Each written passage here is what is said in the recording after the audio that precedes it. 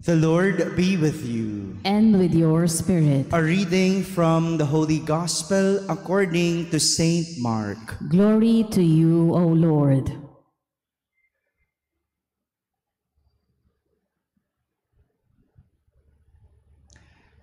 Some Sadducees, who say there is no resurrection, came to Jesus and put this question to him, saying, "Teacher, Moses wrote for us, if someone's brother dies, leaving a wife but no child, his brother must take the wife and raise up descendants for his brother.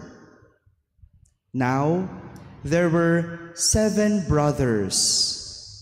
The first married a woman and died, leaving no descendants. So, the second brother married her and died, leaving no descendants. And the third likewise. And the 7 left no descendants. Last of all, the woman also died. At the resurrection, when they arise, whose wife will she be? For all 7 had been married to her." Jesus said to them, "You are not misled because you do not know the Scriptures or the power of God. When they rise from the dead, they neither marry nor are given in marriage, but they are like angels in heaven. As for the dead being raised, you have not read in the book of Moses, in the passage about the bush, how God told him, 'I am the God of Abraham, the God of Isaac, and the God of Jacob.' He is not God of the dead, but of the living. You are greatly misled." My friends, the Gospel of the Lord. Praise to you, Lord Jesus Christ. Good morning, my dear brothers and sisters. Yesterday, the Pharisees, scribes, and the elders went to Jesus to ensnare him through his speech. Kahapon, nilapitan si Jesus ng mga Pariseo, eskriba at matatanda ng simbahan. At tinanong siya. Tinanong hindi para makaalam, kundi para hulihin o siluin si Jesus sa kanyang mga salita. To ensnare, no? Hulihin sa salita, siluin. Today, another set of people in the person of the Sadducees approached and asked Jesus about a topic that they do not believe in. Imagine, nagtatanong sila sa isang bagay na hindi naman nila pinaniniwalaan. Para sa yung tanong? Hello? Diba? Magtatanong ka, pag sinagot ka, hindi ka naman naniniwala. So para saan? Nagsasayang lang tayo ng oras. The Sadducees did not believe in the resurrection, sa muling pagkabuhay. But they are asking Jesus. Siguro sa loob-loob ni Jesus, eto na naman tayo. Kahapon, may mga nagtanong sa akin para siluin ako, subukin ako, hulihin sa aking sariling salita. Ngayon naman, nagtatanong, di naman to mga to naniniwala. Siguro kung si Jesus lang yun, naku talaga, no? Litong-lito na si Jesus. No? Litong-lito na. Nagtatanong, pero hindi naman naniniwala. But, actually, the question was even a hypothetical question pa. But still, Jesus entertained such a question to educate the Sadducees.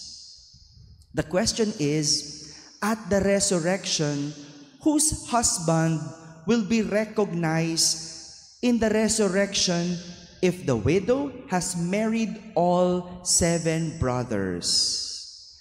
Sinong kikilalaning asawa noong babae na napangasawa ang 7 na magkakapatid? Ano bang konteksto nito? Atras tayo ng kaunti, no? To give us a context. During that time, there is the existence of the levirate law. No? May batas kasi noon, tatagalugin ko para malinaw. Ang batas noon tungkol sa yung levirate law, kapag ang isang babae nag-asawa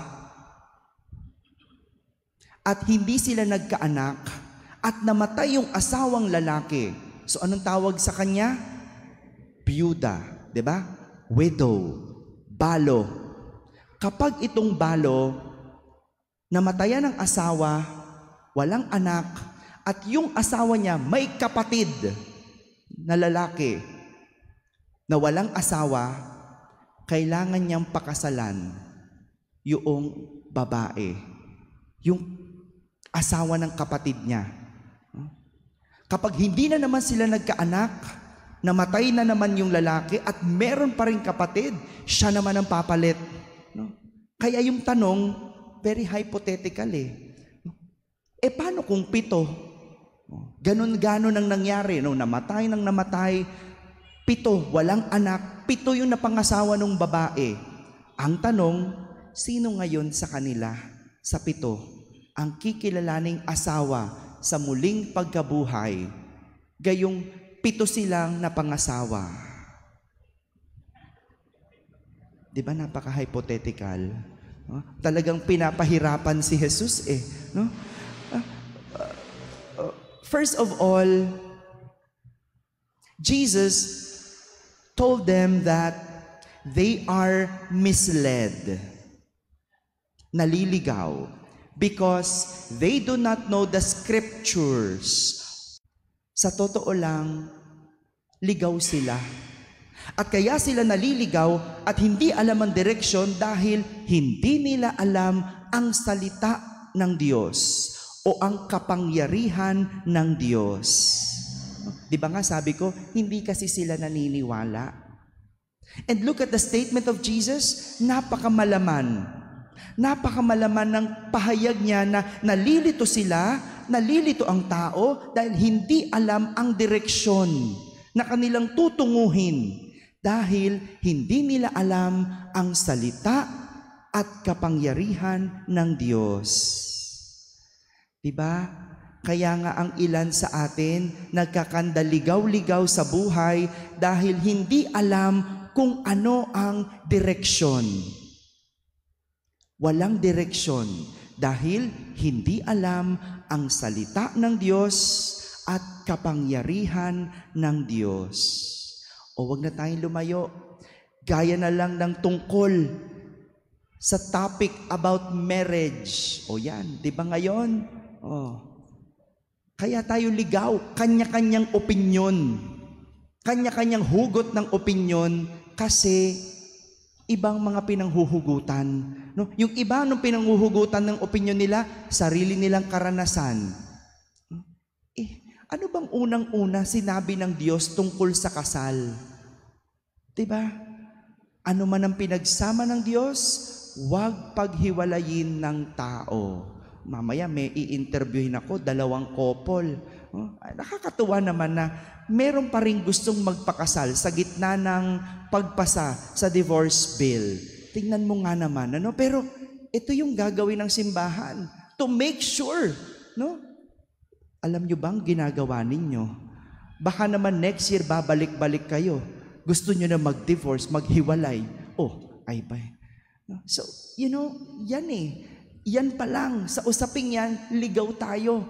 Kanya-kanya tayo because we do not know the words of God and the power of God. Gaya na lang ng mga Saduceo, ligaw.